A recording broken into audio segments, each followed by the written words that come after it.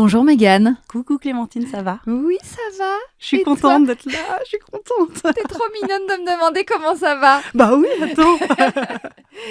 Et je te remercie, ça va très bien. Je suis ravie de te recevoir aujourd'hui. Moi aussi, je suis ravie d'être là. Franchement, trop contente. Je vais te demander évidemment de te présenter, Mégane. Tu vas me Oh. donner ton prénom, ton nom, ton âge, d'où tu viens, ce que tu fais dans la vie et de qui est composée ta famille, s'il te plaît. Alors, je m'appelle Mégane Villot, je suis designer de base, créatrice de contenu depuis 10 ans sur les réseaux sociaux et restauratrice. J'ai lancé une boutique de cookies d'eau et de cookies cuits à Paris en 2019. Parfait timing, 3 mois avant le Covid. Oh, c'est bien Parfait. ça. T'avais... dis donc. Et le Eh, pif, hein. attends. Le Il pif. y en a qui ont le nez creux pour lancer des business. Voilà. Et Mais il faut dire que ton business est toujours debout. oui, ça a survécu, mais vraiment grâce à toutes les filles qui me suivent, je les remercie encore. Et j'ai une marque de sac à main depuis 2023, il me Oui, semble. qui s'appelle Solaire. Voilà. Et Multicasquette. multicasquette. Ouais. L'entrepreneuriat puissance 10 000. Ouais. Et je suis l'heureuse maman d'une petite fille qui s'appelle Gisèle, qui a 15 mois, qui va avoir 15 mois là. Ouais, j'adore tellement ce prénom, je dois te le dire. Ouais, moi J'adore. aussi. C'est de Gisèle. très chouettes femmes qui ont porté ce prénom. Ouais. Bah, je peux t'assurer que quand je l'ai annoncé à mes proches à la naissance, c'est pas passé. Ah, c'est vrai. Parce que moi, j'avais pas de personne que je connaissais qui s'appelait Gisèle, mais la génération d'au-dessus, donc ma maman, ma marraine, ma tante, toutes ont cru que c'était une blague. Ma mère m'a même dit, vraiment, je l'ai appelée 20 minutes après en me disant « Je vais m'habituer ». Et je me suis dit « Oh, waouh !» Et Ah ouais. finalement, un quart d'heure après, j'ai eu un message « C'est le prénom le plus magnifique ». Oh, heureusement. mais- Mais oui, pour certaines Mais d'autres générations, générations, bah, bien c'est sûr. très joli. Donc, et puis en vrai, quand bien même, qu'on aime ou qu'on n'aime pas, moi j'adore. Du moment que mon que mari c'est aussi. le prénom qui te plaît. Et alors ton mari? Et mon mari, qui s'appelle Théo, on Ouais. est ensemble depuis qu'on a 16 ans. Donc ça Mhm. fait 18 ans. On est mariés depuis 4 ans. C'est mon meilleur ami, c'est mon amant, c'est mon bras droit. Il a toujours été là, il m'a soutenue pour mes études. Il m'a soutenue pour me lancer dans l'influence, parce que moi, j'y croyais pas du tout. Et en tant que designer, j'étais en mode, bon, non, je vais pas être sur les réseaux. Je vais pas être légitime. Voilà, Ouais, exactement. ouais. Et puis, c'est lui qui gère Cupkey. Il Ah manage toutes les oui. équipes. De base, il est compositeur de musique, donc il m'aide aussi sur tous les montages. C'est mon bras droit, on travaille ensemble tous les jours, Mon du matin au Dieu. soir. Oui, vous êtes collés. On est collés. Alors, pas tant que ça, mais quasi. Parce que lui, quand il est chez Cupkey, moi, je suis Oui. dans mes bureaux ou à la maison. Et donc maman, papa, frères petite- et sœurs. Non, je suis T'es fille fille unique, unique, toi. ouais. Ok. J'ai qu'une maman. Mhm. Mon papa ne m'a pas reconnue à la naissance, mais je l'ai connu jusqu'à mes 2 ans, puisqu'il a vécu avec nous. En gros, il est parti, ma mère l'a viré à mes 2-3 ans. Je me souviens de la dernière dispute, donc je vais avoir 3 ans. Et après, je le voyais avec parcimonie, quoi. J'avais pas envie de le voir. Ma mère, je pense qu'elle me forçait un peu. Lui, il n'était pas demandeur non plus. Mhm. Et c'est un homme à femme, c'est-à-dire que c'est un homme qui faisait des enfants aux femmes pour avoir possession de la femme, en gros. Oh, dis donc. Voilà. C'est un Oui. projet. Donc, il y en a eu tout avant. à fait. Il y en a eu Il y en après. a eu après. Oui, Voilà. d'accord. Mais donc cet homme n'a jamais rien représenté pour toi en tant Non. que figure paternelle. Pas du tout. Je n'en suis absolument pas triste. Mais Oui. alors, vraiment pas. J'ai pas eu de problème avec les hommes non plus, parce que, moi, comme je te l'ai dit, 18 Oui. ans avec mon mec, voilà. Et surtout, j'avais mes grands-parents. Donc, quand je parle de ma famille, c'est vraiment que maternelle, parce que je connais pas la famille paternelle. Et j'avais ma grand-mère et mon grand-père, qui étaient la prunelle de mes yeux, mais qui sont décédés en 2018 et 2020. D'accord. Et Voilà. qui se sont beaucoup occupés de toi. Beaucoup, puisque ma mère seule, très jeune, ma mère a fait un déni de grossesse. Elle avait 23 ans. À 23 toi, ans. tu es le fruit d'un déni de grossesse. Exactement. Et alors, elle s'en est rendue compte. À 4 mois et demi, Waouh. pour Ok. prendre la pilule. En gros, et donc on lui a dit Ah non, là, ça va pas le faire. et puis alors en plus ça va pas le faire, mais en plus on sait, c'est une petite fille. Donc à l'époque, elle a quand même regardé le Minitel, quand même, Minitel. Bah, bien sûr. Et elle avait vu qu'on pouvait avorter en Espagne et en Angleterre jusqu'à 5 et 6 mois, quelque chose comme ça. Et donc elle s'était dit, ok quoi, enfin, là j'ai toute ma vie, elle vivait chez ses parents. Et en fait, elle m'a dit, mais en quelques heures, c'était pas possible. C'était impossible. Et je suis née prématurément. Donc elle a eu 3 mois et demi de grossesse, en gros. Waouh. C'est une warrior. C'est ma maman, c'est une super maman. Effectivement. Et donc, tu as grandi Avec ma famille, grands-parents, ma maman, ma mère a des frères et sœurs. Et je suis très proche de ma famille. J'ai D'accord. une marraine, j'ai une tata, j'ai un parrain, j'ai un oncle. Elle a constitué son village, en fait, Exactement. dans sa famille pour élever cet enfant. Exactement. Voilà, Et elle qui travaillait de n'avait pas nuit, papa. donc en fait, Ah, il d'accord. fallait que... Elle faisait quoi? Elle était directrice clientèle, mais pour un groupe américain. Et donc, du coup, il y avait Ah, des horaires de nuit et elle travaillait de nuit d'accord. pour avoir de l'argent, quoi. Eh bien, bien sûr. Et subvenir à mes besoins. Et donc, du coup jusqu'à ce qu'elle ait un licenciement économique, jusqu'à mes 13 ans, je ne l'ai pas vue le soir, je ne la voyais que le midi. Le matin, elle dormait, donc je la dérangeais pas. J'étais très autonome très, très rapidement.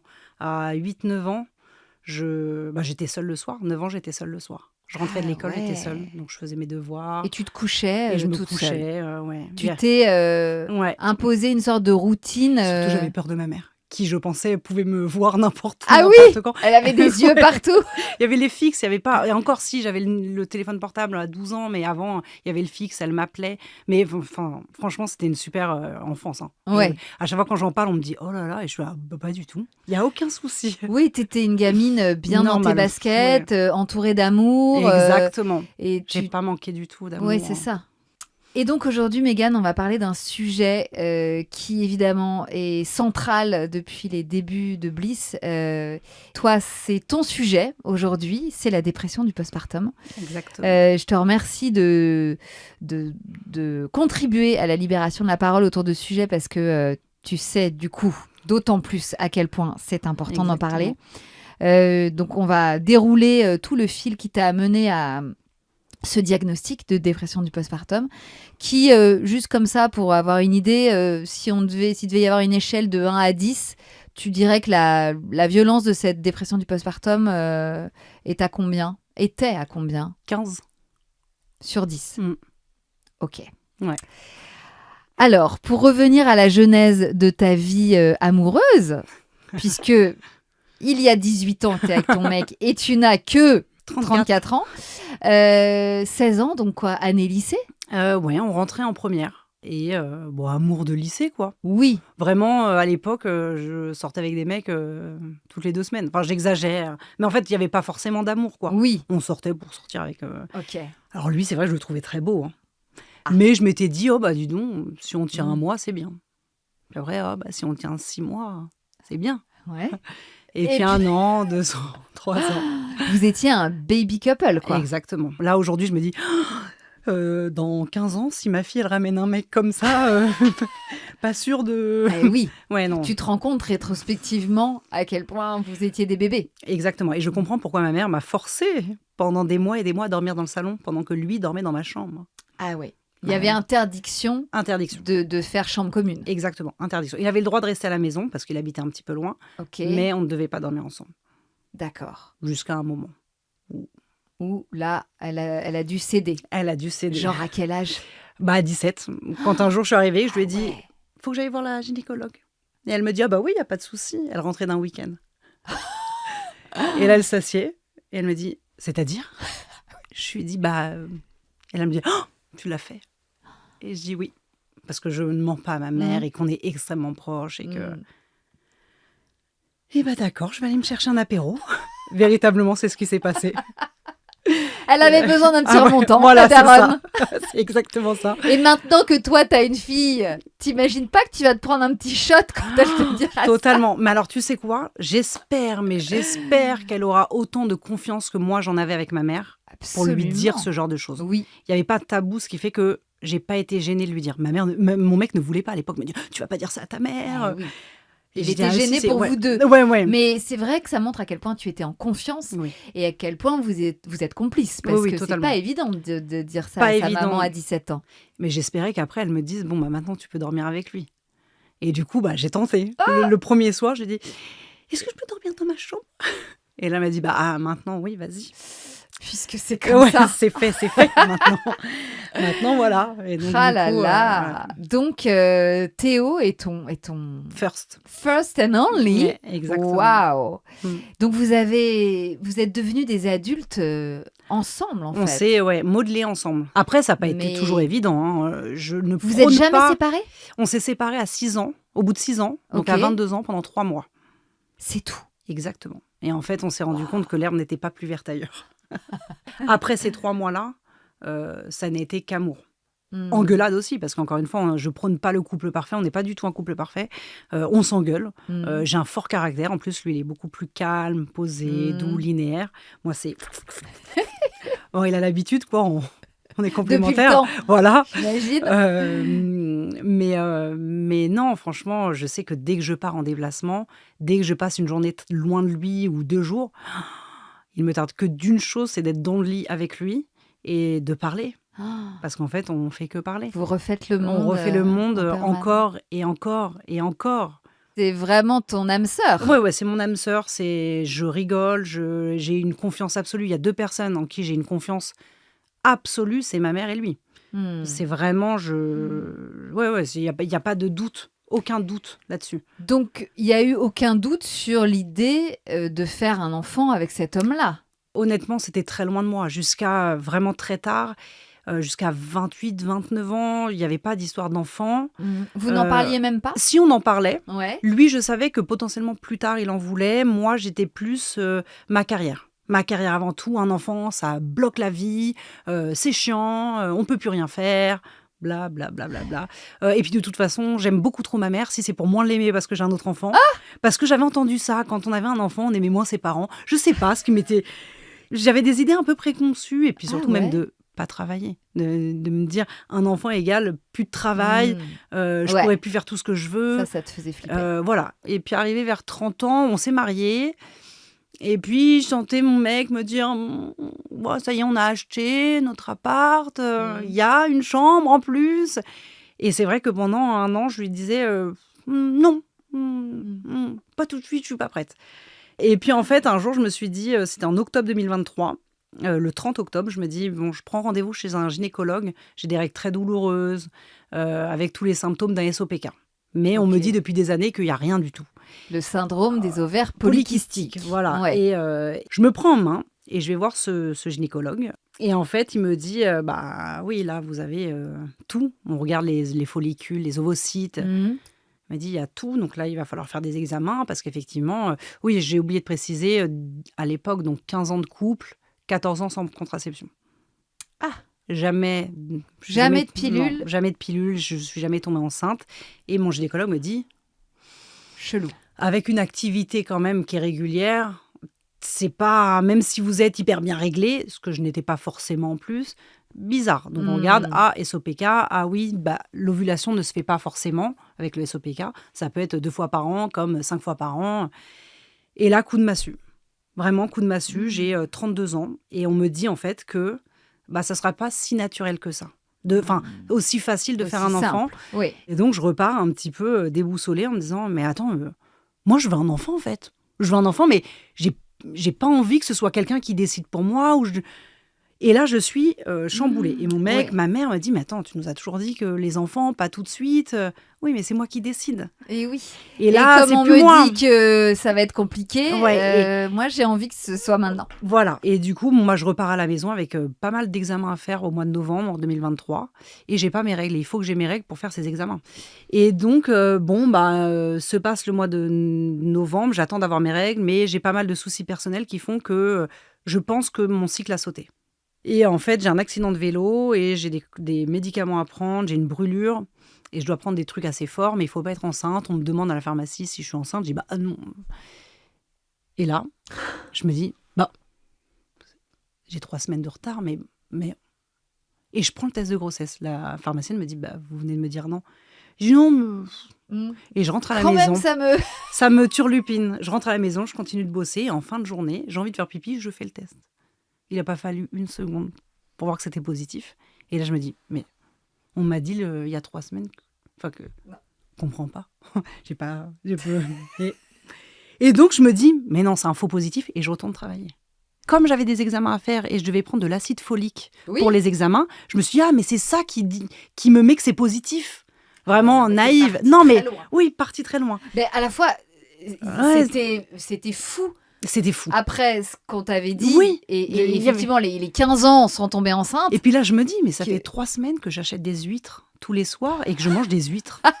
Et que j'ai appris à les ouvrir moi-même parce que je voulais des huîtres. Tellement j'en voulais. Mais des huîtres. Bon, Voilà. Et j'avais Ouais. j'avais acheté un double truc, donc je me dis: «Mais tiens, je vais refaire quand même». J'avais plus envie de faire pipi, je t'assure, hein. J'ai forcé comme pas possible. J'ai fait 3 gouttes, positif aussi. J'ai appelé mon mec, je dis: «Je suis pas bien, tu peux rentrer à la maison?» Il était chez Cupkey. Il m'a dit: «Ah, j'ai trop de travail, mais on n'est pas loin». Il m'a dit: «Bon, je rentre, mais je reste, 10 minutes, le temps de te puis après, J'y je retourne. repars». Bien sûr, Oh bien sûr. Et il est rentré et je lui ai tendu le test de grossesse, il y croyait pas. ah bah ouais, Ouais. je comprends. Et en fait, le 30 octobre, j'étais enceinte de 9 jours. Non, Pas mais du ton tout. vœu qui Mmh. était exaucé, je sais pas, l'univers t'a entendu, il s'est passé un truc. Exactement. Et surtout, j'avais toujours dit à mon mec, je voudrais apprendre une grossesse de manière surprise, quoi. Ah bah là, c'est bon, là, t'étais servie, Ah bah, Mégane. comment dire, j'étais mais forcément, direct, je disais: «Mais j'ai beaucoup trop de travail, mais attends, et là, ça me fait accoucher quand?» Puis alors, faut comprendre au début, quand tu connais rien, j'étais là: «Ça me fait accoucher quand, là, cette affaire? Là, ça va pas, là, la date. La date me convient pas, je comprends pas». On peut décaler, comment ça se passe? Parce que si ça marche, là, À qui faut appeler pour décaler? Eh oui. Mais bon, très belle surprise. Donc, c'était parti. C'était parti. Vous plongiez dans le monde de la grossesse déjà, Ouais, la maternité, avec un mari à fond les ballons, surinvesti. surinvesti. C'est vrai. C'est-à-dire que lui lisait les livres et me faisait des résumés. Ah ouais. Voilà. Tu as ce modèle de voilà. gars-là. C'est-à-dire qu'on faisait les cours de prépa d'accouchement, il répondait aux questions. Fabuleux. Et moi, j'étais là, c'est mon mari. Moi, j'ai pas la réponse, mais lui, oui. C'est lui qui va accoucher. C'est bien, c'est lui. C'est génial. Et alors, comment s'est passée cette grossesse après la surprise et le choc presque de Ouais. de cette découverte du test positif? Catastrophique. Comment vous êtes mis dedans? Catastrophique. Ah. Vraiment, c'est. J'ai été malade jusqu'à 7 mois. Ah mon Dieu. Ouais. En fait, jusqu'à Malade? Bah, Vomi? alors, pas vomissement, mais le premier mois, j'ai perdu 6 kilos. Et en fait, j'avais beaucoup de nausées qui ne se sont pas arrêtées aux 3-4 mois, pas du tout. Et beaucoup de remontées acides. Mais à la fin, Aïe, je aïe. pouvais même plus parler, quoi. C'était Ah ouais. c'était vraiment, j'en pleurais. Donc, et puis même pendant ma grossesse, j'ai eu des mots durs. Je disais: «Ah, ça va être dur d'aimer cet enfant, quoi». Et mon mec, il me disait: «Mais non», j'appelais ma mère, je lui dis: «Mais c'est pas possible, c'est quoi? Tout le monde a des grossesses de rêve, les femmes, elles sont trop belles, et moi, j'ai juste envie de vomir, j'ai des remontées acides jusque-là, je tousse, je m'étouffe». Ça, c'était toute la journée ou surtout la nuit? Ah non, c'était dès que je mangeais. Alors que justement, on te dit: vaut mieux un peu manger, avoir l'estomac. Non, Ouais. dès que je mangeais, donc je voulais plus manger. Et puis après, j'avais hyper méga faim parce qu'en fait, ça faisait 2 jours que je mangeais Bah oui. pas. Non, c'était pas bien. Et puis j'étais alitée, j'ai saigné les 3 premiers mois, beaucoup. Donc c'était très stressant. Il y a eu un moment, j'ai cru avoir fait une fausse couche. C'était en fait assez stressant, quoi. Et j'ai commencé en fait à souffler quand enfin j'ai accepté de prendre des médicaments. J'avais commencé avant, mais ça faisait pas effet. Des médicaments antinauséeux? Antinauséeux Ouais. et remontée acide. Et alors, est-ce que malgré justement les remontées acides, et ces saignements du début, est-ce qu'à un moment, tu as quand même profité, savouré à un moment? Est-ce qu'il y a eu quelques semaines, quelques mois où tu as kiffé être enceinte, kiffé te saper Alors, avec des j'ai- fringues de femme enceinte? je J'ai sais pas. kiffé m'habiller. En fait, j'ai un rapport avec mon corps. Je n'en parle jamais sur les réseaux. Enfin, je commence un petit peu, mais je veux pas qu'on focalise sur le corps d'une femme, sur l'enveloppe corporelle, parce que c'est pas ce qu'on est, c'est pas ce qui nous définit. Donc c'est vraiment mon cheval de bataille, hein. J'ai du mal à y croire moi, mais j'essaye de pas parler de poids. Et donc, je suis pas la fille qui se trouve jolie. Mais je n'appuie pas dessus parce que j'ai pas envie qu'on me dise: mais si, t'es trop belle. Je m'en fiche, non, c'est ce que je pense moi. Je vais pas montrer mes défauts et les dire non plus. J'ai pas envie qu'on se focalise là-dessus. Et je m'étais dit: punaise, mais moi, on verra jamais que je suis enceinte parce que je suis trop grosse. Ça se verra pas. Et puis, je vais trop grossir. Et puis, ci, et puis ça. Et en fait, j'ai découvert, malgré tous les maux de grossesse, j'ai adoré être enceinte. J'ai adoré avoir ce gros Ce bidon. corps. J'ai adoré avoir ces formes-là. Je pensais pas qu'on verrait ce gros ventre comme ça. Et je l'ai montré tout le long de la grossesse. Alors vraiment, j'ai jamais mis trop de crop top, de trucs comme ça. Oh là, ça y est. Et là, ça y est. c'était Là, un vraiment. festival. Ah oui, je me disais, là, franchement, je suis enceinte de toute façon. Donc c'est normal que j'ai un gros ventre. Bah, bien sûr. Ah ouais, là, c'était un bonheur. Je me sentais hyper jolie. Et je crois que c'est le seul moment de toute ma vie où je me suis dit: oh, je suis jolie. Mais oui. Ouais. Et mon mec me le disait tous les jours, me disait, pas que j'étais jolie, parce que ça, lui, il me le dit tous les jours depuis 18 ans, mais il disait: qu'est-ce que c'est plaisant de te voir te trouver belle, quoi. Hmm. Il me dit, ça ajoute un truc encore plus chouette, quoi. Bah ouais, Ouais. tu rayonnais vraiment et tu dégageais ça, quoi. Oui, Du c'est coup, ça, totalement. ça rayonnait autour de toi, C'est forcément. ouais, c'est hallucinant. C'est vraiment hallucinant. Est-ce que tu parlais à ta fille? Oui, ça, j'ai toujours... Déjà parce que je fais que parler. Je parle toute seule. Donc, évidemment que je lui ai parlé. Et il fallait que j'exprime un petit peu. C'était une surprise quand même. Même si, trop chouette surprise, il faut l'accepter. Bien sûr. Je ne l'avais pas décidé. J'avais pas décidé que ce soit compliqué, mais j'avais pas décidé que ça arrive là, tout de suite, comme ça. Donc, ouais, il a fallu parler. Il a fallu... J'ai toujours beaucoup parlé, et heureusement. Mais par contre, bébé qui va très bien. Bon, vraiment tout le long. Bébé qui grandit beaucoup, qui grossit beaucoup, qui a une énorme tête comme son père. Donc, que te disaient les médecins? On n'ira pas à terme, mais c'est pas grave parce que vous êtes né prématuré, mon mec aussi, et il y a une vraie corrélation. Quand les deux parents sont nés prématurément, souvent les enfants naissent prématurément. Moi, je dis, yes, j'en peux plus. Toi, ça t'arrangeait? Ah, moi, ça m'arrangeait. Ouais. À 39 semaines, à même 37, 38, j'étais là, c'est bon, go, on arrive fin juin, un mois avant, on est bien. Ok. On est bien. Donc, il te parlait de déclenchement? Non, pas de déclenchement, que, à mon avis, elle sortira avant. Ah oui, que spontanément, elle viendrait prématurément. Ouais. Et donc, 37 semaines arrivent? 37. Donc toi, t'étais prête? Moi, je me disais, c'est bon, là, faut que ça arrive, j'en ai marre, c'est trop lourd. T'étais active physiquement? Très active. T'as bossé jusqu'au bout? Oh, bah, jusque la veille. La veille, j'étais en shooting. Et en fait, 38 semaines, 39 semaines, 40 semaines. Là. Et je me dis, mais là, c'est pas possible. Là, franchement. Et donc, on a un rendez-vous. J'ai rendez-vous une semaine avant, quand elle me dit, tout va bien, quoi. Et en plus, finalement, votre fille, elle a beaucoup de place. Ah! Donc, elle est très bien là. D'accord. Et elle m'a dit, on se donne rendez-vous le 19, le jour du terme. Et je me dis, d'accord. Je fais du vélo, je marche tous les soirs. Je monte les escaliers, je descends. On marche des 3-4 kilomètres avec mon mec tous les jours. Tous les soirs, de 22h à minuit, quand il faisait moins chaud. Ah oui, en plus, plein été. Plein été, donc vraiment, on a tout fait. Du vélo, on a fait la méthode italienne. Alors que crois-moi, ça faisait déjà quelques mois que le pauvre, j'étais là, tu ne me touches pas. Vraiment, je suis désolée, j'ai pas du tout envie. Là, j'ai dit, ah non, là, tu te forces. Là, écoute, là, on y va. Ah là, faut y aller. Là, faut y aller. Et il me disait, non, t'y vas. Tu vas. On a tout fait, tisane de framboisier, manger des dattes, manger des trucs qui me faisaient plaisir, aller à la piscine, tout. Clémentine, j'ai tout fait. Et le 19 à 5h du matin, pareil, je me réveille, envie de faire pipi comme d'habitude. J'y vais, les yeux fermés. Et là, je me dis, je vais allumer la lumière. Et heureusement, parce que je vois quoi dans les toilettes? Du sang. Ah. Donc là, bim, on y va. Et puis la nana, elle me dit, c'est le col qui travaille, mais désolée Mégane, il n'y a pas de contraction, quoi. Et je dis, je fais quoi là? Elle me dit, vous revenez dimanche, et dimanche, déclenchement, si vous n'avez pas accouché avant. Et on était quel jour? Le vendredi matin. Bon, je rentre à la maison à 6h30 du matin. Et ça faisait un mois que je voulais des pains au chocolat tous les matins. Donc mon mec m'a dit, viens, on va marcher, on va à la boulangerie. Et à la boulangerie, je prends le pain au chocolat, je paye. Et là, j'ai une contraction. Ah! Et je me dis, c'est ça. En fait, j'avais pas de contraction avant, c'est faux. Je sais pas. La vraie contraction, je me dis, je vais mourir. Je peux plus respirer. Le mec me disait, faut payer. Et j'étais là. Payer comment là? Ah ouais. Et en fait, ça t'a pris comme ça. Comme ça. À la boulangerie. Et une demi-heure après, recontraction. Et je me dis, c'est une contraction. Oui, je peux plus parler. Oui.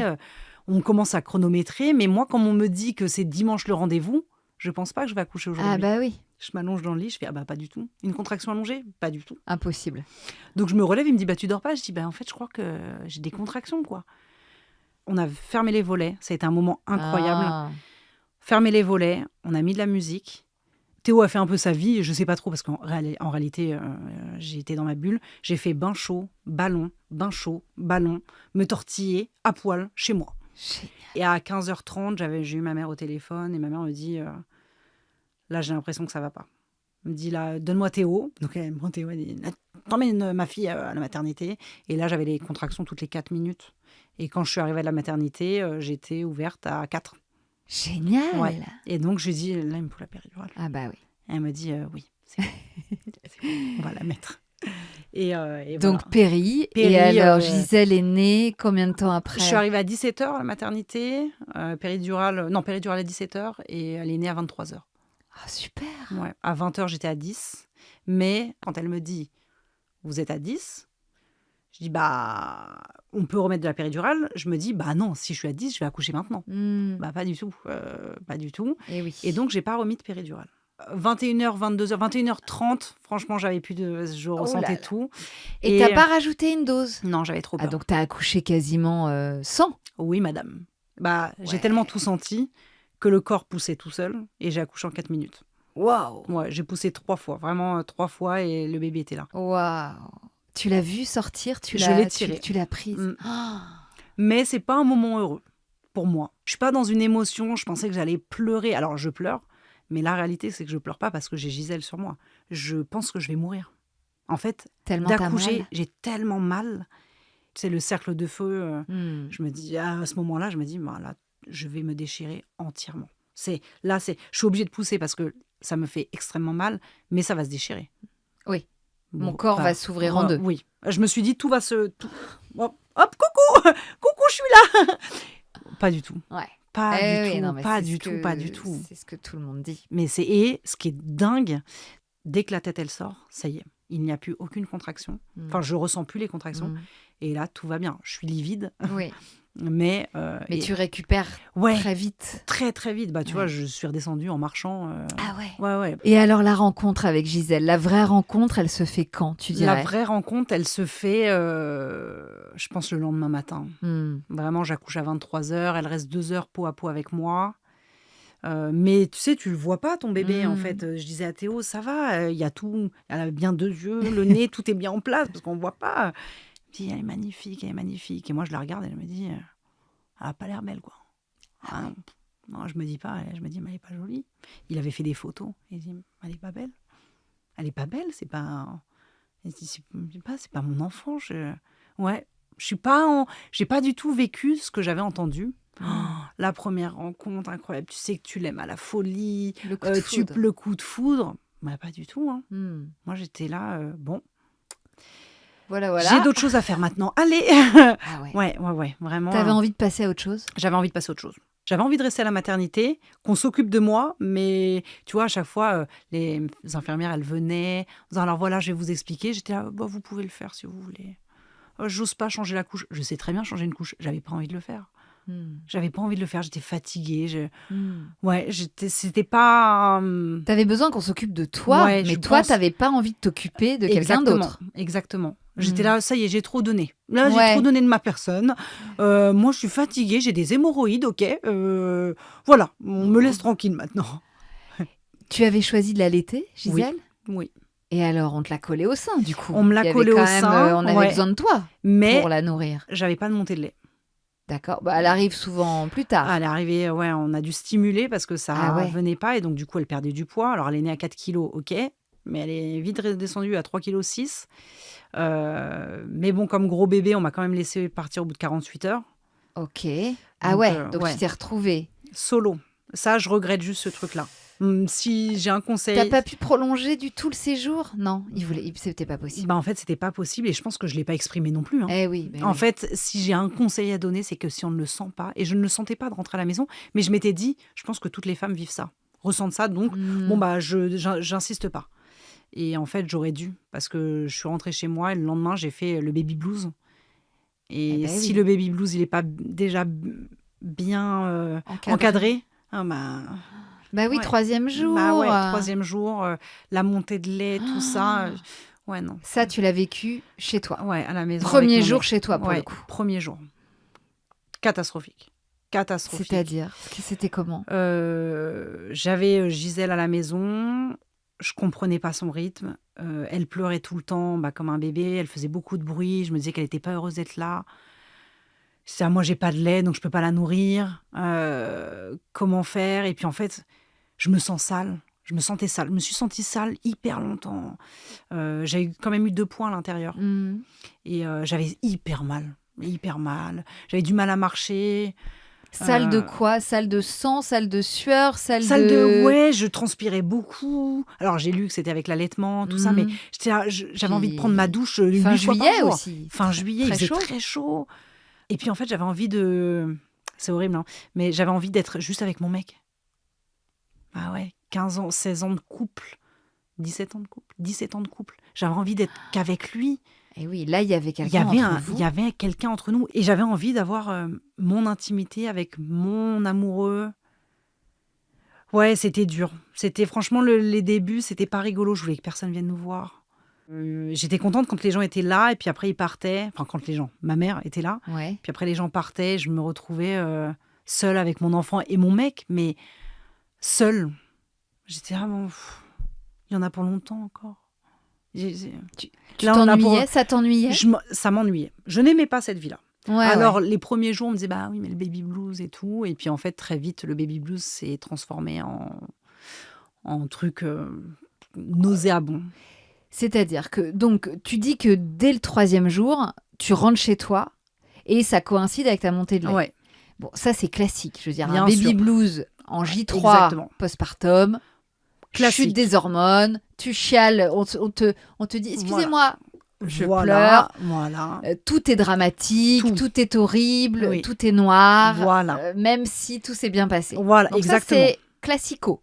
Ça, tu savais. Ça, je savais. Mais je savais pas que c'était déjà puissant comme ça. Là, déjà, toi, c'était comment? C'était déjà un peu plus. C'était vraiment... mais quelle bêtise j'ai fait. Là, moi, en fait, j'ai pas choisi d'être enceinte. Elle est arrivée comme ça. Moi, ça, c'est mon enfant, mais je n'éprouvais rien. Tu n'éprouvais rien. Je n'éprouvais rien envers Gisèle. C'est-à-dire que je savais qu'il fallait que je m'en occupe. Je savais que j'étais sa mère. Je savais qu'il fallait que je la nourrisse et que je m'en occupe, mais j'avais pas ce coup de foudre. Il n'y avait pas d'attachement. Non, il n'y avait pas d'attachement. Il n'y avait pas d'envie de la câliner? Non.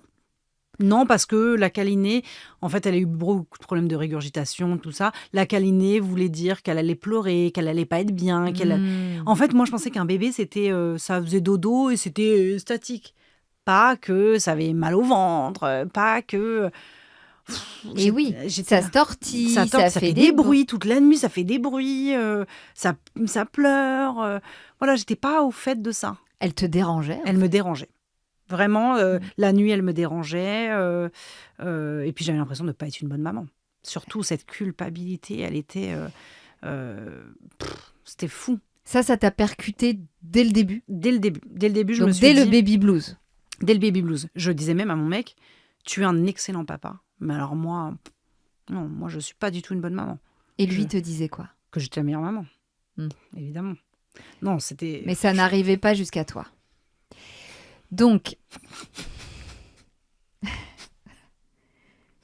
ma chérie, bah oui, mais c'est encore très frais en plus. Je te fais te souvenir de tout ça, je suis désolée. Non, mais c'est bien d'en parler aussi. Et aujourd'hui, je le sais que je suis une bonne maman. Bah oui. C'est pour ça que je peux aussi en parler, c'est que je l'ai encore dit ce matin à mon chéri, je lui ai dit, je sais que pour Gigi, je suis une bonne maman. Tu as le recul.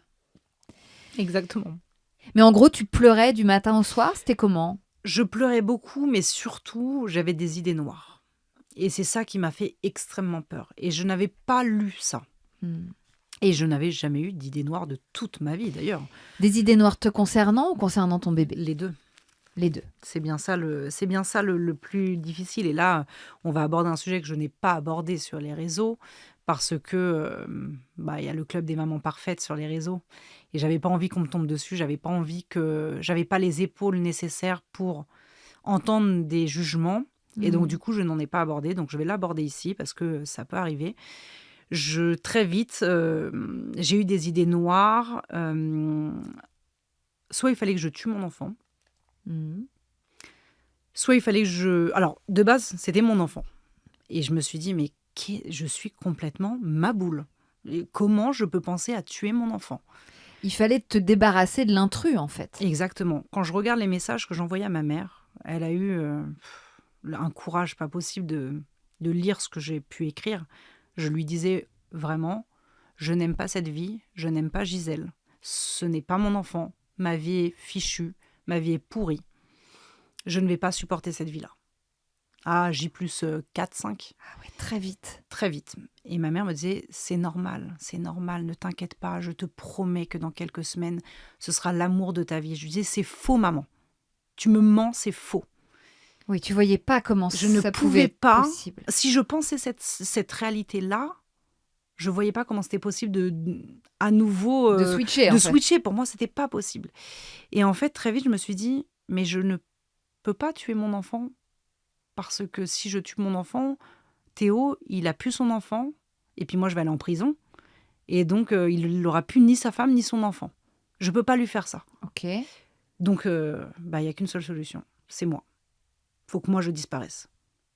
Mhm. Mais j'ai fait des recherches sur Google à ce moment-là quand même, de comment mettre fin à sa vie, comment abandonner son enfant. Est-ce qu'on a le droit d'abandonner son enfant Tu te sentais piégée? Je me sentais piégée, vraiment, et je me disais, mais c'est pas du tout cette vie-là que j'avais imaginée, même avec un enfant.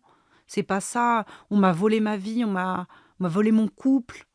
Et elle a rien demandé, la pauvre. Donc je culpabilisais fois 10 000 de me dire, mais attends, mais elle a pas décidé de venir. Enfin, c'est pas elle. Je peux pas lui en faire baver. Et puis allaiter, c'était difficile et je voulais lui donner le meilleur, le sein, et en même temps, je détestais allaiter. Je détestais ça. Ça te faisait mal? Non, Ah je non? n'ai jamais eu mal. Ah Par bah, contre, c'est je n'ai déjà ça. jamais eu mal, heureusement. Mais quand j'allais voir des conseillères en lactation, parce que j'essayais de me quand même, et on me disait, soit on me faisait culpabiliser, soit on me disait, prenez un biberon. Et sauf que le jour où ma mère m'a rapporté du lait et que j'ai vu qu'on lui donnait un biberon de lait, j'étais là, mais pas du tout. Mais j'étais dans un truc, une Ouais. ambivalence, mais qui était pénible, Maximale. pénible. Est-ce que tu en as parlé à Théo de ses pensées suicidaires? Tout. J'ai tout dit, tout explicité. Et il y a un soir où je lui dis, je sais pas, peut-être à J plus 8, J plus 9, je lui dis, à 1h du matin, je lui dis, maintenant, il faut que tu m'emmènes en hôpital psychiatrique. J'ai peur. J'ai peur pour Gisèle. J'ai peur pour moi. Je suis pas bien, je suis malheureuse. Je pense qu'il faut que je prenne des cachets. Je sais pas, j'avais jamais pris ça de ma vie. Est-ce que ça t'arrivait de rester seule avec ton bébé? Et après, on en a reparlé avec Théo. Jamais. Il était là vraiment tout le temps. Mais il m'a surtout avoué que les premiers jours, il avait peur de me laisser seule avec Gisèle. Et je comprends. Même si aujourd'hui, je pense que jamais j'aurais pu faire quoi que ce soit. Je n'ose même pas imaginer. Mais en fait, j'avais vraiment ce truc-là de me dire, Gisèle est là, c'est un problème, je ne suis pas heureuse. Il y a eu ce moment-là de me dire, il faut qu'elle disparaisse, mais très vite, finalement, je dis, mais pas du tout, c'est moi. Et tu l'as retourné vers toi. Ouais, en fait, j'arrêtais pas de dire, mais je l'aime pas, j'ai pas d'amour, j'ai pas l'amour maternel. Et vraiment, tout le monde autour de moi, ma psy, les sages-femmes me disaient, Mégane, regardez comment vous vous démenez pour allaiter. Regardez comment vous démenez pour sa santé, parce qu'on a fait beaucoup de choses, beaucoup de professionnels de santé pour trouver ce qu'elle avait, tout ça. À cause du RGO. Exactement. Elle me dit, si vous ne l'aimiez pas, jamais de la vie, vous auriez tenu l'allaitement. Jamais de la vie, vous auriez fait tout ça. Juste, vous avez une idée de ce qu'est l'amour maternel. Et ça se construit. C'est pas forcément inné. C'est inné pour certains. Ça m'a beaucoup fait déculpabiliser. Du coup, maintenant, je peux dire que c'est sûr que je l'aimais, mais pas de ce que je m'étais mis en tête. Oui. Moi, je pensais que ça serait le coup de foudre absolu, comme j'aime mon mec et ma mère. Et non, en fait, ça se construit. Aujourd'hui, je l'aime d'un amour infini. C'est la prunelle de mes yeux, mais effectivement, ça se construit et c'est pas. Et puis, tu devais être très inquiète pour ta fille aussi. Très inquiète. On me faisait beaucoup culpabiliser parce qu'elle grossissait pas. En fait, elle a mis 3 semaines à regrossir. En gros, on me disait là, si elle n'a pas grossi dans 3 jours, c'est hospitalisation. Et j'étais là, mais j'essaie de faire ce que je peux, je la mets au sein tout le temps. Mais en fait, elle avait un problème de frein de lèvres supérieures. Donc, il a fallu voir l'ostéo. Et puis, bon, il y a eu tout un truc et ça a duré quelques semaines avant que ça se remette en place. Et oui. J'ai allaité jusqu'à 7 mois quand même. Ah ouais. Donc Mais c'est autant de jours et de semaines où ta petite fille galérait à téter, ne grossissait pas, donc qui vous générait de l'inquiétude. Oui. Et où toi, évidemment, ça se répercutait fois 1000 sur un terrain déjà glissant. Exactement. C'était très difficile. Donc, à J plus 8, tu dirais, tu as exprimé à ton mec que tu voulais être hospitalisée. Oui. Et là, il était 1h du matin. Gisèle s'était endormie. Elle était hyper calme. Elle souriait. Et Théo, qui est un homme exceptionnel, me fait parler. Et parler. Et parler. Et en fait, je me calme. Je pleure plus. Jusqu'à 2, 3, 4 heures du matin. Parce qu'à ce moment-là, tu étais en crise de Oui, panique. Oui, panique. Là, vraiment, je disais, je suis la pire femme au monde. Je suis une mauvaise maman. Je ne sais pas donner à manger à mon enfant. Je l'aime pas d'un amour absolu. Elle doit pas m'aimer non plus parce que je suis pas du tout gentille. Qu'est-ce que tu t'imaginais du coup? Tu voulais quoi? Tu voulais qu'on t'enferme? Tu voulais t'extraire du domicile? Oui, je voulais m'endormir. Je voulais m'endormir et quand j'allais me réveiller, elle serait plus malade, elle ne pleurerait plus, tout irait mieux. Ce qui n'est pas possible. Mais j'avais envie que, je sais pas. C'était ça en tout cas qu'une hospitalisation pouvait te permettre. Comme je connaissais pas et je ne sais pas ce que ça pouvait m'apporter, ça se trouve j'y serais allée et on m'aurait dit, parce que je n'y suis pas allée, on m'aurait dit, bon, ma pauvre fille, j'ai rien à faire, quoi. Prenez un Doliprane, j'en sais rien. Ouais. Je sais pas, mais c'est ce que tu projetais, ouais, quoi. je m'étais dit peut-être une que sorte là, de cure de sommeil. Une cure de sommeil, me rassurer, me dire, votre fille, tout va très bien. Hein, et ça ne te posait pas de problème de laisser Théo avec la petite? Non. Non, au contraire. Confiance absolue. Ouais. Je lui avais même dit, si tu veux me quitter parce que je suis pas la maman que t'espérais. Et il me disait, mais tu es la maman que j'espère. Tu es la femme parfaite pour elle. T'es sa meilleure maman, t'es la meilleure femme. Juste, tu le sais pas. Et il y a un moment, il va falloir que tu acceptes. Et je lui disais, et donc dans la discussion, en fait, pendant cette discussion-là qui a duré 3-4 heures, c'est 3-4 heures où Gisèle a dormi, alors que vraiment, ça faisait 8 jours qu'elle ne dormait pas plus de 45 minutes, quoi. C'était, elle avait faim, en fait, elle pleurait de faim. Et là, elle nous a laissé ce temps-là. Tous les deux, en Tous les deux, tête. voilà. Et elle était là, et il me disait, regarde, elle sourit. Regarde là comment elle est apaisée, regarde comme elle est bien. Et je dis, ah oui, c'est vrai, oui. Bon. Mais chaque soir, pendant plusieurs semaines, j'appréhendais. Arrivé de 17-18 heures, j'appréhendais. Dès que le soleil se couchait, je me disais, oh là là, l'enfer va arriver. On va pas dormir. Elle va pleurer. On va pas savoir la consoler. Je vais pas avoir assez de force nécessaire. Je vais jamais réussir à dormir. Ouais. Le manque de sommeil, c'est faramineux. Je comprends pourquoi c'est une torture. C'est pour moi la pire des choses. Et je pense que c'est ça aussi qui entraîne la dépression postpartum. C'est le manque de sommeil qui est... Donc pendant 3 semaines, Gisèle a été très, très embêtée par ses soucis de RGO. Et au bout de 3 semaines, vous avez diagnostiqué ou en tout cas solutionné le frein? Non, c'est pas ça. Non, même pas. Alors oui, le frein très vite, au bout de 10-12 jours. Après, on a fait les séances d'ostéo, les massages, les trucs dans la bouche, le torticolis, blabla. Okay. Donc elle commençait à téter beaucoup mieux. Ouais. Et au bout de, je dirais, 1 mois, l'allaitement nickel. Ouais. Donc, et ça commençait à me faire plaisir aussi. Parce que ça ne me faisait pas plaisir au début. Mais bien sûr. Et ça devenait un peu plus facile. Et puis le bébé, il grossit. Et puis on arrive à mieux le porter. C'est plus tout un pataquès de s'installer avec les coussins, les machins. Est-ce qu'elle est bien placée? Est-ce qu'elle a bien le sein? Ouais. Moi, j'étais là, stop. Le positionnement, la bouche, ventouse, est-ce qu'elle a bien... Oui, voilà. Ouais. Bon, à la fin, au bout d'un mois, c'est facile. Tu le mets, ça va, hop, l'autre sein, tac. Puis, je tombe sur une autre conseillère en lactation incroyable qui me dit mais si la fatigue, c'est un problème, tirez votre lait. Et votre chéri va le donner la nuit. Et on a commencé à mettre ça en place. La journée, j'allaitais. Tu tirais ton lait? Je tirais mon lait après chaque fin de tétée. Ouais. Théo lui donnait le biberon de lait que j'avais tiré la journée. Moi, la nuit, je tirais pendant que lui donnait le biberon. Ok. Ah, donc tu te réveillais quand même. Ah oui. Mais tu n'étais pas en charge. Mais j'étais petite. Exactement. En fait, j'avais pas ce stress-là qu'elle l'ait assez bu. En fait, la journée, si elle buvait pas assez, je lui remettais une demi-heure après. Enfin, la nuit, ça me terrorisait. La nuit, c'était... j'ai l'impression d'être seule au monde, pas de bruit. La nuit, tout est déformé. Tout est déformé. Et là, du coup, on a commencé à mettre ça en place. Donc, on se levait tous les deux. Ouais. Mais je tirais mon lait pendant 20 minutes. Elle était repue. Donc, elle pleurait un peu moins aussi. Et j'ai enlevé les protéines de lait de vache de mon alimentation. Ah. Elle avait beaucoup de boutons partout. En 5 jours, ça a été un changement. Elle pleurait 20 heures sur 24. Pendant, franchement, je vais je dirais 7-8 semaines. Et en fait, j'ai retiré ça. Et ça a été du jour au lendemain un bébé bonheur. Mais j'avais toujours ce truc de je l'aime, c'est mon enfant, je la trouve jolie. Ah. Je la trouve jolie. Je la trouvais trop ridée. Enfin, je sais pas, en fait. Ah ben un nouveau-né, ben ça a oui. une tête de petit vieux. De petit vieux, Voilà, mais sauf bien que, sûr. pareil, dans l'inconscient collectif, même à la télé, le bébé, il est tout lisse, tout beau, il fait pas de grimaces. Ah si, Voilà. ça fait des Bah grosses oui. grimaces. Hein, Bah évidemment. ça louche. Et puis, c'est pas lisse. Et puis, voilà. Et puis petit bouton, croûte, Voilà.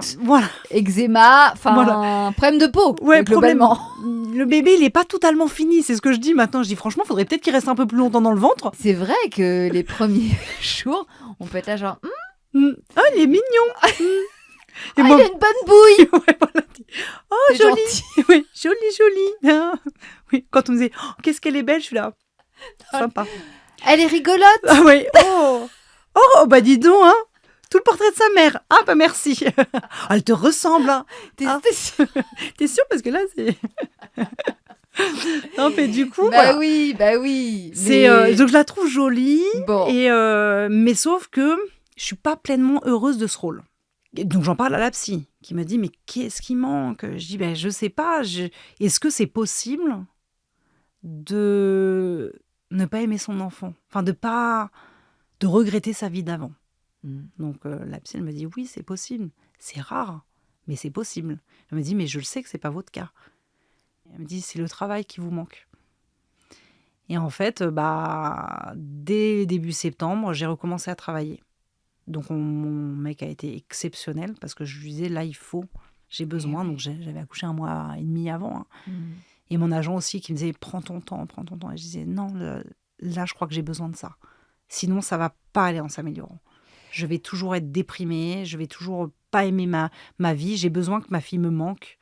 J'ai besoin de ne plus être qu'une maman qui allaite, surtout que t'allaites, t'es les seins à l'air toute la journée, d'avoir toujours un nibar qui dit ok, t'as faim, hop, voilà, de boire à gorge déployée parce que t'as super soif quand t'allaites. Je descendais des litres d'eau, j'étais là, mais je suis un hippopotame ou quoi, c'est pas possible.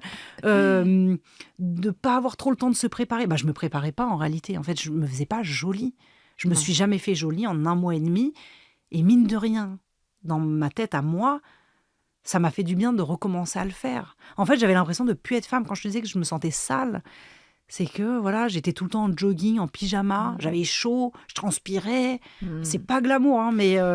Oui, mais t'avais l'impression d'être dans ton jus, quoi, en permanence. Ouais. Oui. D'être un dimanche un peu trop prolongé. Ouais, c'est ça. Voilà, un dimanche qui dure 5 semaines. Quoi. Qui dure 5 semaines. Donc, le dimanche, un jour, t'es content d'être un petit peu sale, les cheveux sales, tout ça.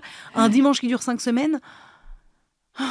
Tu vois, ma mère, elle venait à la maison le week-end, j'en profitais pour me faire un brushing, me laver les cheveux, tout ça. Et elle me disait, trop bien, j'étais là, trop bien. En fait, j'attends que tu viennes pour arriver à me faire mes cheveux et mon masque. Je dis, mais c'est quoi cette vie? J'ai pas signé pour ça. J'ai envie de prendre soin de moi, j'ai envie de travailler, j'ai envie de bien m'habiller, j'ai envie de... J'aurais pu le faire, mais je n'avais pas la force. Et quand t'étais épuisée. Ouais, mais il y a des femmes qui arrivent. Oui, mais qui sont peut-être moins fatiguées, qui dorment peut-être plus, qui ont peut-être un bébé qui n'a pas de RGO. Des filles qui arrivaient à sortir en boîte alors qu'elles avaient accouché 2 semaines avant moi. Et j'étais là, moi, sortir en boîte là, mais je recroisais des humains, leur parler. Ça te paraissait inenvisageable. Ah ouais, j'avais plus de batterie sociale alors que je voyais personne. J'avais du mal à parler. Ah non, j'étais lessivée, j'avais pas d'énergie, même regarder la télé, ça ne m'intéressait pas. Donc, je pouvais passer vraiment mon après-midi comme ça, dans le canapé, à regarder Gisèle et à me dire, là, ça fait 2 heures qu'elle dort, elle va se réveiller dans 20 minutes. Après, il va falloir que j'arrive à l'allaiter bien confortablement. Espérons qu'elle n'est pas trop mal. Ok, et Théo, il va rentrer à quelle heure? Oh là là. Voilà, c'était ça ma vie d'attendre, d'avoir peur. Quand Théo me disait, bon, là, je vais chez Cupkey parce que il y en a quand même un commerce. Tiens, mais attends, tu pars combien de temps, là? Parce que là, attends, il me disait, je pars pendant sa sieste.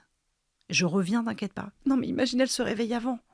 Tu vois Vraiment... Tu ne te sentais même pas capable de Mais non, j'étais pas une bonne maman. de la consoler ou de Non. subvenir à ses besoins. Alors que je le Sans faisais. En vrai, je le faisais, mais je trouvais que je le faisais mal. T'en étais où de tes idées noires?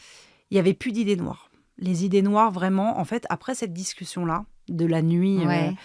Elles ont disparu, les idées noires? elles ont disparu. Ok. Vraiment, ça a duré du coup quelques jours, 4-5 jours, jusqu'à 10 jours. J'ai plus Ok. 10. Ça a disparu, mais par contre, j'aimais pas cette vie. Ouais. Donc, il n'y avait plus cette idée de me dire, faut que je parte de ce monde. Faut que je mette fin à mes jours. Voilà, mais j'aimais pas cette vie. T'aimais Donc, je pas me disais, cette bah, vie. bon, voilà, donc en fait, là, je suis partie pour 20 ans à pas aimer ma vie, quoi. Tu te sentais triste? Je me sentais triste. Triste, incomprise. Parce que quand on accouche, les gens ne veulent pas entendre qu'on peut être triste. Les gens n'acceptent pas. On me disait, bah non, regarde, en bonne santé, regarde comme elle est jolie. Regarde, tout va bien, toi aussi t'es en bonne santé, tout va bien. Et j'étais là. Ouais, c'était dur, les gens ne voulaient pas l'entendre. Est-ce que tu avais en tête ce diagnostic de la dépression du postpartum? T'en avais entendu parler? En fait, très vite, j'ai vu la psy, au bout de 10-12 jours. Hein. Oui. Donc elle me l'a dit. Elle m'a C'est dit, elle qui a, ouais. qui a- qui a Elle m'a prononcé dit, ce mot ouais. pour la première fois. Et ça m'a rassurée. En fait, ça m'a rassurée de me dire qu'en fait, il y avait quelqu'un qui comprenait ce que j'étais en train de vivre. Et que potentiellement, si on met un mot là-dessus, ça veut dire que je peux évoluer. C'est pas moi toute la vie. Oui, ça, c'est une période. C'est ça. Et ça Il y a m'a une fait... fin. Voilà, il y a une fin. Quand est-ce qu'elle va arriver? Je ne sais pas. Mais ça veut dire qu'il va y avoir une fin. Donc, il faut que je tienne ce cap-là. Alors que, avant, je me disais juste, mon Dieu, mais là, non. Là, je vive comme ça 20 ans, déjà. Alors, à 20 ans, ton enfant, il dort plus en cododo avec toi, normalement. Vraiment, Normalement. Tu sais, le cerveau, Mais il oui, ne mais- fonctionne plus. Mais bien sûr. Donc, cette psychiatre, psychologue, Psychologue. qui est celle que tu voyais Et- avant, Ouais, exactement. elle dit, bah écoute, Mégane, t'es en train de faire une dépression du postpartum. Exactement. C'est pas grave, ça arrive. Ouais. Donc, elle Beaucoup te de femmes, déculpabilise ouais, elle quand me même dit- vachement. Elle me dit, sache que les gens se taisent. Parce que je lui dis, mais pourquoi personne... J'en ai pas dans mon entourage. Elle me dit, non. Déjà, on oublie. Et c'est bien fait. Parce que sinon, on n'aurait pas plusieurs enfants. Elle me dit, et deux, ça peut être honteux pour certaines femmes. Donc, elles vont pas te dire, c'est quand même plus sympa de dire, oh, tout est beau, tout est rose. Et elle me dit, en plus, il y a un autre sujet, c'est qu'il y a des femmes qui n'ont pas le droit de le dire. C'est pas accepté. Est-ce que justement, toi, alors tu dis que tu avais très peu de vie sociale parce que c'était l'été, que tous tes potes étaient en vacances, mais j'imagine quand même que tu croisais des gens. Est-ce que tu allais boire des cafés avec des copines? Non, j'avais rien. pas envie. Non. Donc tu n'as pas eu besoin de faire semblant. Non, écoute-moi Clémentine, je ne sais pas faire semblant. Donc non, elle venait à la maison, je tirais la gueule.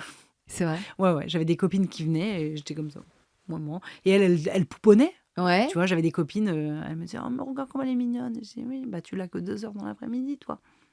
Tu vas rentrer chez toi, puis tu vas faire ce que tu veux. Et alors, comment elles réagissaient, tes copines? Elle me disait, mais alors celles qui ont des enfants, elles me disaient, c'est normal, c'est normal, c'est normal. Et je disais, ah non, c'est faux, vous me dites que c'est normal, mais non. Moi, je vois les autres. J'avais ma fausse réalité, quoi. En disant que c'était beaucoup mieux ailleurs. Eh oui. Beaucoup mieux ailleurs et que moi, c'était pire que tout. Est-ce que dans ces moments-là, tu penses qu'Instagram t'a fait du mal? Oui. J'ai compris à ce moment-là que ça pouvait faire du mal. Alors qu'avant, je ne le comprenais pas. Et d'ailleurs, quand je voyais des nanas me dire, non, pas forcément à moi, mais dire, expliciter le fait que Instagram, ça fait culpabiliser sur sa vie, nous, on a des vies moins jolies. Je me disais toujours, en réalité, moi, je sais que quand j'étais plus jeune et que je suivais la vie de stars, donc pas d'influenceuse, mais de stars, je me disais toujours, trop chouette pour elles. Elles ont des grandes maisons, des belles voitures, tant mieux.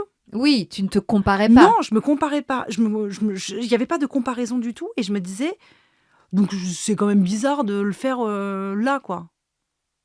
Je l'ai complètement fait. Je l'ai complètement Tu fait te l'es pris en avec pleine, d'autres influenceuses tranche. qui, elles, vivaient des postpartum idylliques. Qui sortaient, il y avait aucun souci, les bébés n'avaient pas de soucis, les grands-parents étaient hyper proches, donc pouvaient garder très vite l'enfant. Moi, maman, elle travaille, elle vit dans le 78, elle peut pas venir comme ça tout le temps. Et à ce moment-là, ça m'a fait du mal. Ouais. Et est-ce que, à l'inverse, tu t'es rapproché de Nana, justement, qui parlait de dépression postpartum sur les réseaux? Non. Non.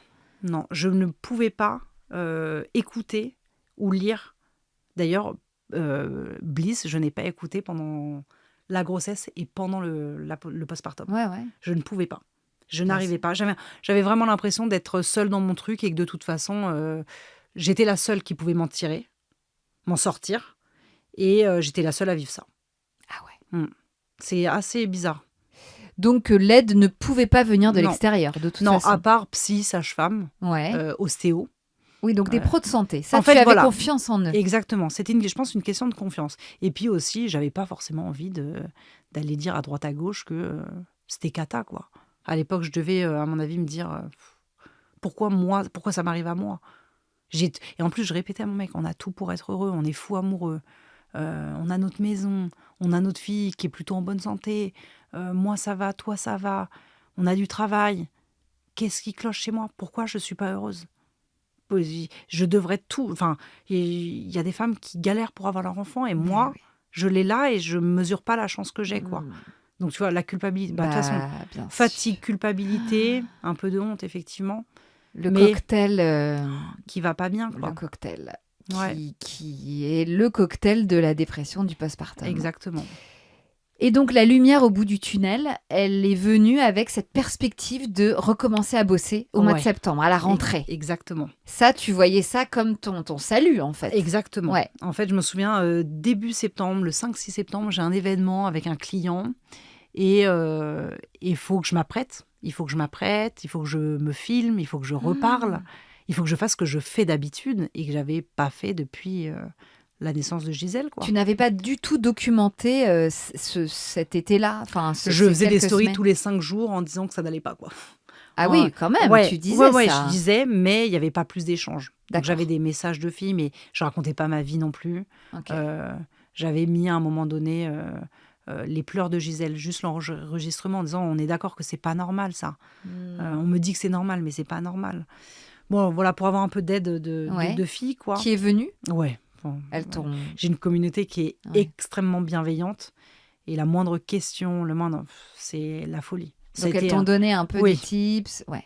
Exactement. Mais aussi très dur de lire des milliers de réponses qui sont parfois pas top. T'as pas envie de lire ça. Moi, mon enfant, il a pleuré comme ça pendant 1 an et demi. Je vais pas tenir. Moi, j'ai pas dormi pendant 1 an. Non plus. Ne me dis pas ça.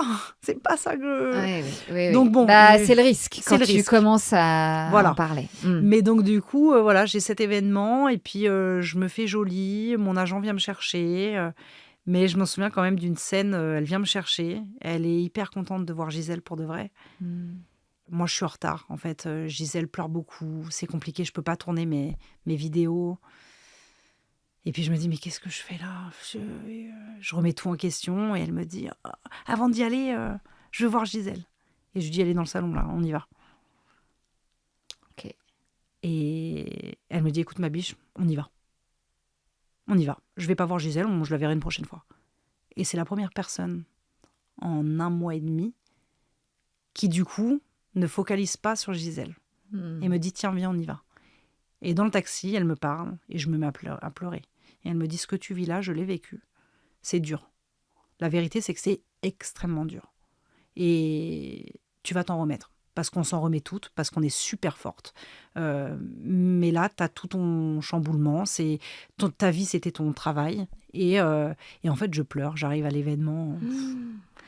Sauf que je passe 2 heures où évidemment qu'on parle de Gisèle, mais on parle à Mégane, pas à maman de Gisèle.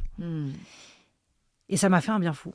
Et je suis rentrée, je me suis dit, bon, je pense que c'est ça. Et je rentre et Théo me dit, voilà, ça a été compliqué ce soir avec Gisèle. Et je me dis, moi, j'ai pas eu à vivre ça, je suis très contente. Et en fait, je continue de voir la psy. Et au fur et à mesure, je reprends le goût de manger aussi. Parce que c'est quand même, ça c'est dans les top priorités aussi. Ouais. Et tu avais cessé de bien t'alimenter? Ouais, j'avais plus faim. J'avais plus faim, j'avais pas. Donc je mangeais pas bien. Enfin, en fait, je mangeais pas trop, donc j'avais pas beaucoup de lait. C'était ça aussi les premiers problèmes. Oui. Gisèle, elle avait faim. Moi, j'étais en dépression, je mangeais pas, donc j'avais pas de lait. C'était compliqué. Le cercle vicieux. Le serpent qui se mord la queue, quoi. Bien Et sûr. donc, début septembre, je retravaille, je recommence à prendre goût à la vie. C'est toujours dur. Il y a des jours où je sens que je suis sans vie. J'ai plus le goût à rien, mais elles deviennent, ça devient de moins en moins souvent.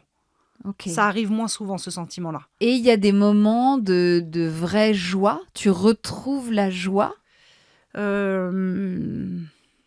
Non. Non, il a fallu que j'attende les 4 mois de Gisèle. Et je vais dire la vérité, à partir du moment où elle a dormi, où elle a fait des nuits complètes. J'ai la chance, à partir de ces 4 mois, elle a dormi. J'ai vu une pédopsychiatre parce qu'on en était arrivé au point où elle se réveillait vraiment toutes les 45 minutes pour téter. Je ne pouvais pas dormir.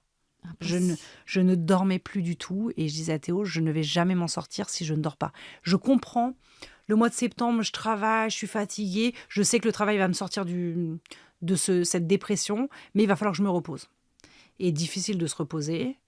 Et je comprends que le sommeil va être très important. Je contacte une pédopsychiatre qu'on m'avait conseillée. Et en 3 jours, elle a fait ses nuits.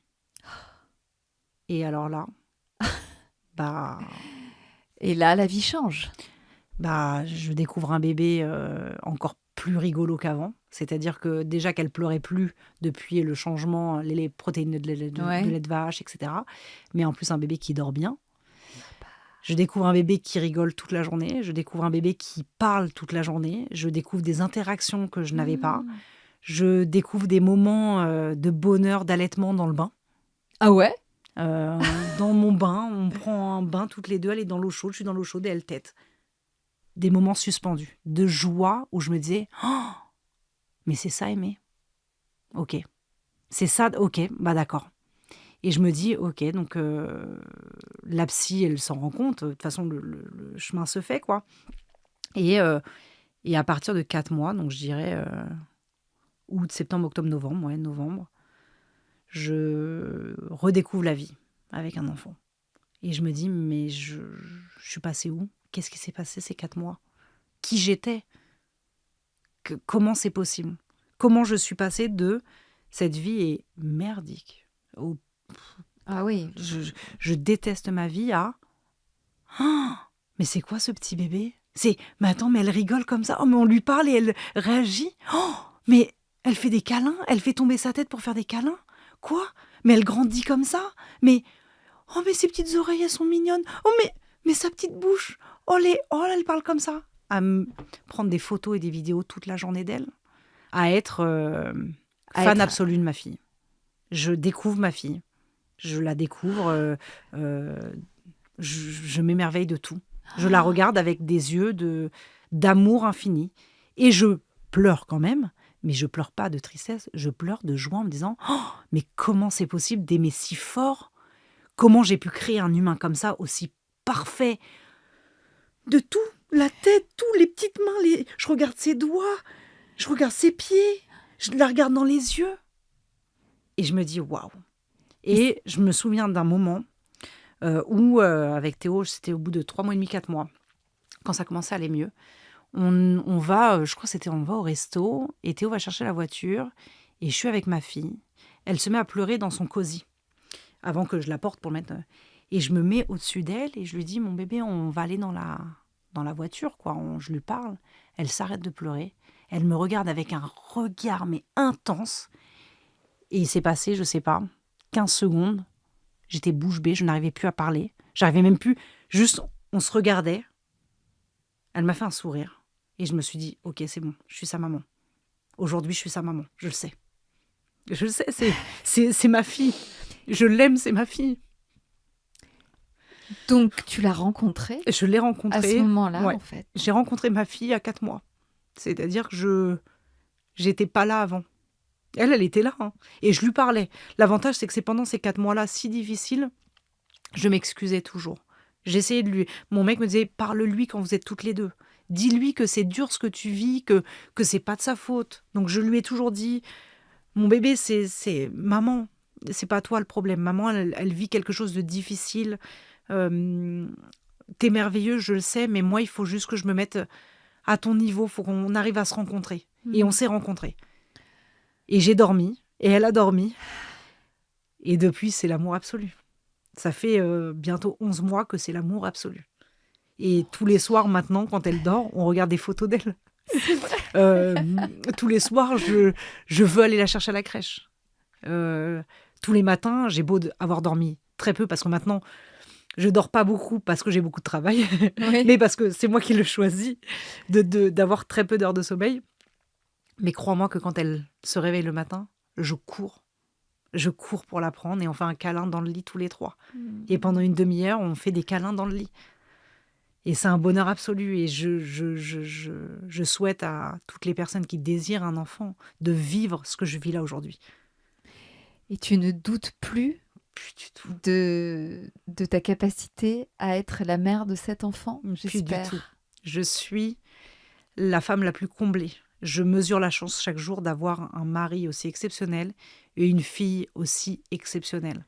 Je sais pas, je pense que c'est vraiment parce que c'est mon enfant, mais je la trouve merveilleuse, intelligente, gentille, espiègle, rigolote. Tout ce que tu peux, c'est un petit bonheur. Ils ont été patients, tous les deux, Ils ont été très patients. mais tu avais besoin de ce temps-là. Oui. Ils ont compris, en fait. Ouais. Ils se sont mis à ton diapason. Ils ont eu l'intelligence, tous les deux, de te laisser revenir. T'es parti un peu loin. Exactement. Et puis t'es revenu. C'est exactement ça. Mais c'est vrai que 4 mois, ça peut paraître extrêmement long. Et on a senti à quel point tu comptais les jours et à quel point le tunnel d'obscurité était long. Et surtout, on me le disait sur le moment, on me disait oh, c'est au moins 3 mois, tu sais que c'est dur. Ouais. Et je disais mais 3 mois, comment je vais tenir ? Comment je vais tenir ? On dit souvent que le postpartum, c'est le 4e trimestre de la grossesse ça. Et qu'il faut 100 jours pour qu'un enfant soit bien paramétré. Ouais. C'est un pédiatre qui m'avait dit ça, c'est le docteur Grandsen qui a écrit ce bouquin, je ne sais pas si tu l'as lu, non, Bébé, alors, dis-moi qui tu es. Mais j'y crois à fond les ballons. Qui est extraordinaire et qui est hyper déculpabilisant. Et il dit, voilà, il faut ces 100 jours. 100 jours, c'est à peu près, c'est entre 3 et 4 mois, tu vois, 3 mois et demi. Bah, tu vois. Pour qu'un enfant ne soit plus en jet lag, n'ait plus ces petites galères de mini-bébé, voilà. Les intestins, l'estomac. Et donc, ça peut paraître interminable et ça n'est pas le cas de tous les bébés, bien sûr. Bien sûr. De toutes les mamans. Mais en tout cas, ces 100 jours... Il faut les prendre en compte, je pense. Exactement. Quitte à se dire qu'il se passe très bien ces 100 jours-là. Bien sûr. Et puis en réalité, moi, dans mon entourage, ça s'est très bien passé. C'est-à-dire que, oui, elle existe, la dépression postpartum, mais elle n'est pas... ça n'arrive pas à chaque fois. C'est pas systématique. Mais effectivement, il ne faut pas oublier que ça peut arriver et ça fait peur. Et en fait, c'est à ce moment-là qu'il faut se raccrocher à des personnes, des professionnels de santé. Il ne faut pas rester seul, quoi. Ça, c'est le plus important. Est-ce que tu as eu envie qu'on te file des médocs, des antidépresseurs ? Alors, je suis assez contre les médicaments de base. Mais le soir où j'ai dit à Théo, emmène-moi à l'hôpital psychiatrique, je m'étais dit, oui. Coûte que coûte, oui. Et au final, non. T'en as pas eu besoin. La psy ne t'a pas prescrit quoi que ce soit. Elle était ça persuadée. Peut arriver, bien sûr. Elle était persuadée, mais vraiment persuadée que ce n'était qu'un état temporaire. Et elle m'a donné la force aussi d'y croire. Et oui. Quand moi, je pensais que c'était un état définitif. Bien sûr, tu penses que tu ne reviendras jamais plus comme avant. Que le toi d'avant, il est rayé de la carte. Mais par contre, je continue de penser que avoir un enfant, il faut aussi faire son deuil de sa vie d'avant. Aujourd'hui, je te disais que mon travail, c'était mon truc numéro 1, mon top 1 dans la vie. Avec ma famille, mon amoureux, tout ça. Aujourd'hui, ça l'est toujours, mais je n'ai plus aucun mal à prendre du temps pour moi et ma fille. C'est-à-dire que avant, je me pliais en 18 pour un client, pour une marque, pour le travail. Mais 18, jusqu'à la veille d'accoucher, tu vois. Ouais. Aujourd'hui, entre 18h et 20h, tu ne peux plus me contacter. C'est-à-dire que si mon agent Très m'appelle et me bien. dit: «Mégane, il y a le client qui veut ci», je lui dis: pas du tout, on sauve pas des vies, hein. Mmh. Là, c'est ma fille et je n'ai aucune culpabilité, je ne me sens Bravo! pas mal et je Bravo! suis trop heureuse de ça et Mais du bien coup, je suis encore sûr! plus efficace, le Évidemment, reste de la avant journée. et après, tu es à 100. Enfin, tu peux Exactement. peut-être pas à 100, mais tu Bah, peux en tout franchement, cas si. être beaucoup plus dédié au reste. Exactement. En Ouais. fait, ça m'a pas, mon idée reçue de dire: «Un enfant, ça t'empêche de travailler». Non, Non. non. Parce que donc aujourd'hui, Gisèle a 15 mois. Ouais, elle va avoir 15 mois, Elle ouais. va avoir 15 mois et tu n'as pas une activité Oui, professionnelle, mais tu en as au moins 3 ou 4 ouais et tu as trouvé ton rythme. et j'ai trouvé mon rythme.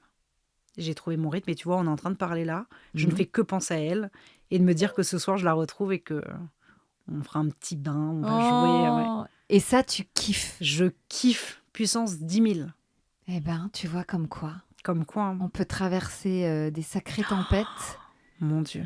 Si on m'avait dit et ça, si on m'avait dit ça, je n'y mais on me l'a dit. Ma mère me l'a écrit, me l'a dit, mon agent me mais l'a oui, dit. mais ça ne s'imprimait Non, pas. ça ne s'imprimait Et pas. alors justement, tu as choisi de parler de la dépression du postpartum, notamment, sur les réseaux sociaux et aujourd'hui, encore plus, de manière encore plus creusée. Pourquoi tu avais besoin de ça? J'ai eu envie de ça, de parler de ça parce que déjà, égoïstement, ça fait du bien, Mmh. déjà et peut-être que j'aurais aimé entendre un discours comme celui-ci avec une très jolie fin. J'aurais aimé entendre que c'est possible, que vraiment on puisse passer d'un état, catastrophique à pas aimer ce rôle, à pas savoir où on est, pour finir à, c'est une évidence. Parce qu'aujourd'hui, c'est complètement une évidence. Si ça peut aider des femmes en ce moment qui ne savent pas où elles se situent, parce qu'il faut le savoir aussi. Moi, on Bien me l'a sûr. dit. J'en avais l'idée, mais on me l'a dit. Si ça peut les aider, si ça peut les inciter à consulter des Mmh. professionnels de santé, Mmh. parce que ça peut être une honte aussi de se dire: «Ah, je vais pas voir». Si, il faut. Il faut, Mmh. parfois il faut. Oui et même si on n'a pas de thérapeute dans son répertoire Oui, et ben, Doctolib, psy et puis au exactement. moins Et ça il y fait en un a. rendez-vous. Il y a des spécialisés, des psys spécialisés dans la maternité. Bien sûr. Il en Il y a existe. des applis aussi, enfin, il y a des Exactement. ressources Il y a aujourd'hui. Voilà, Même si on n'en a pas, d'attitré, de exactement. thérapeute attitré. Et du coup, voilà, c'est, je voulais faire ça pour peut-être aider certaines femmes. Il y a autre chose, c'est que là, ça pourra toucher peut-être les femmes qui le vivent, mais ça peut peut-être aider l'entourage. Bien sûr. Il y a rien de pire quand une femme vit ce genre de moment, qu'on minimise. Mmh. Il faut pas minimiser une femme, qui ose dire qu'elle n'est pas heureuse, qui ose dire qu'elle est triste, on minimise pas déjà les ressentis des gens, mais encore moins, dans ce genre de moment. Donc si ça peut aussi aider les autres, l'entourage, de se dire: «Ah, peut-être que ma cousine là, Mmh. elle vit ça, peut-être que je devrais lui parler. Ah tiens, ma meilleure amie, elle s'est un peu éloignée, peut-être que Mmh. ah tiens». Réagir, ouais. Voilà. Toi, par exemple, tu aurais aimé, que certaines de tes proches, aient une autre, attitude? Ou en Heu, tout cas, détectent des signaux qui peut-être étaient faibles, ouais. mais qui Comme je parle beaucoup, j'ai tout de suite tout exprimé. Mais effectivement, j'aurais aimé qu'on minimise moins. mmh. Parce que comme je suis un peu dans tous les sens, un peu drama queen, Et oui, on t'a heu peut-être pas assez prise exactement. au sérieux. Au début, c'était: «Bon, ça va passer». Bon, bah, non, Mmh. ça passe pas tout de suite. Ouais. 4 mois, c'est long 4 mois, c'est long. et à la fois, C'est à rien, l'échelle d'une vie, c'est rien. c'est rassurant de se dire que ça n'a duré que 4 mois. Mais il faut savoir que ça peut durer plus longtemps Oui, alors aussi. c'est ce que j'ai lu aussi. Toi, tu as eu la «chance» entre guillemets que ça ne dure que 4 mois. Il Mmh, faut savoir que ça peut aussi durer plus longtemps. ouais, Ça peut durer 6 mois, ça peut durer 1 an, ça peut durer 2 ans. ouais, Bon, voilà. ouais. Je sais que quand tu lisais ça, c'était difficile à Bien lire. sûr, Mais pour autant, il y en a peut-être qui nous écoutent là, qui sont, au cœur du réacteur, alors que leur bébé a 1 an. bien Bon, sûr, et ben, c'est possible que ce soit toujours la dépression du bien sûr. postpartum. Et Et les il rassurer sur leur fait de voilà. le fait qu'elles sont d'excellentes mamans. Mais oui. C'est vraiment le bébé, il vous choisit, donc en fait, il y a pas de doute. Il y a pas de doute. Moi, j'aurais Mhm. aimé qu'on me rassure sur ça. C'est ce Ouais, qu'on a fait, la psy m'a fait, ce que la psy m'a dit. Le bébé t'a choisi, donc n'aie oui. pas de doute. Ne doute jamais du fait que, en fait, la maman, elle est tout pour son bébé. Exactement. Lui, il ne connaît rien d'autre, en Mmh. fait. Et on est leur tout, on est leur Ouais, monde. Et c'est vrai que parfois on en doute, mais bien sûr. Mais je pense que est-ce qu'on n'en doute pas un peu toute notre vie de se dire, «J'espère que j'ai bien fait les choses»? bah oui, Je bien pense bien, sûr. en réalité. C'est le package C'est hein, le qui propre un va peu de avec la le rôle femme. de Mmh. maman. Et à la fois, c'est un package Oh là là, tellement merveilleux. c'est magnifique, c'est magique, vraiment. Maintenant, je suis dans la team de la daronnerie, Ah, heu, épanoui. épanouie, mais surtout de me dire avant, je regardais les femmes qui avaient des enfants, enfin, il y avait pas de jugement, juste c'était des Mm. mamans, voilà.